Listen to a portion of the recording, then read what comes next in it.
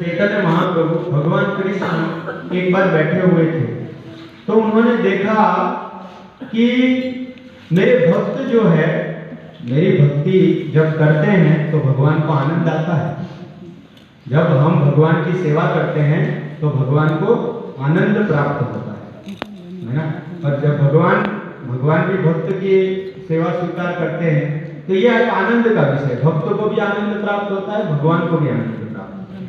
लेकिन भगवान ने देखा कि भगवान के उनके जो भक्त हैं वो उनकी सेवा में उनसे भी ज्यादा आनंद प्राप्त करते हैं, है ना।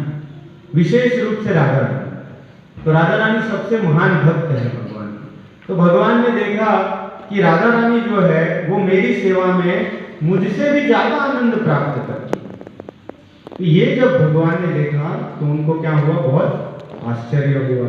और भगवान ने देखा इस आनंद से तो मैं तो वंचित रह गया, तो उन्होंने बोला कि इस आनंद को भी मैं प्राप्त करना चाहूंगा।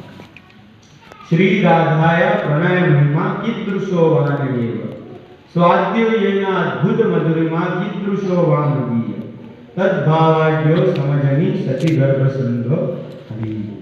भगवान प्रकट हुए, क्यों कि राधा रानी को मेरी सेवा करने में क्या आनंद प्राप्त होता है, मेरे रूप में ऐसी क्या मधुरिमा है कि मेरे सभी भक्त मेरे प्रति आकृष्ट हो जाते हैं। भगवान एक बार द्वारका में थे, भगवान कृष्ण, तो जब वो द्वारका में थे तो द्वारका में तो सब रत्न जड़ित है, सारे जो दीप जो खंबे होते हैं ना वो सीमेंट के बने हुए नहीं है, इसके बने हुए हैं, रत्न के, मरकत मणि के बने हुए हैं। अगर उसमें देखोगे तो अपना प्रतिबिंब दिखाई देगा, इतने सुंदर मणि।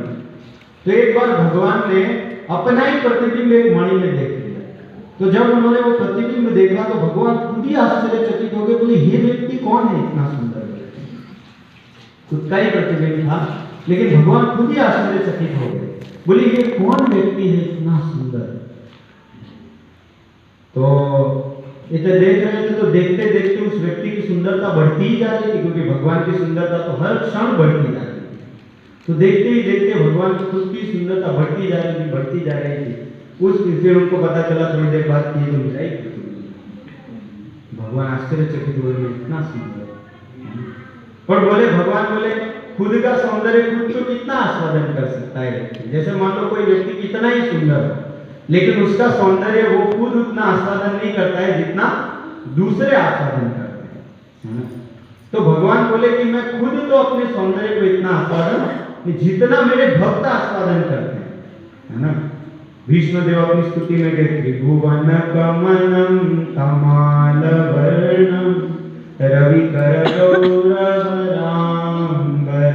दधाने वपुरलककुलावृतमाननाब्जं विजयसखेरतिरस्तु मेनवत्या।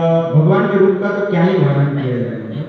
त्रिभुवन कमलम मतलब तीनों लोगों को आकर्षित कर देता है, कामदेव को भी आकर्षित कर देता है। कामदेव सबको आकर्षित करते हैं, कामदेव को भी भगवान का रूप आकर्षित कर देता है। इसलिए भगवान का एक नाम क्या है, मदन मोहन, है ना।